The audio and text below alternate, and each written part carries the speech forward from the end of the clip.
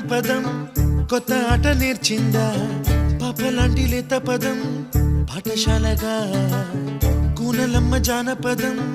పల్లె దాటి వచ్చిందా చవళిల జానతనం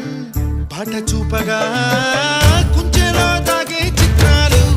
ఎదురొచ్చేలా అంతటా ఎన్నో వర్ణాలు మంచులో దాగే చైత్రాలు బదులిచ్చేలా ఇంతలా ఏవో రాగాలు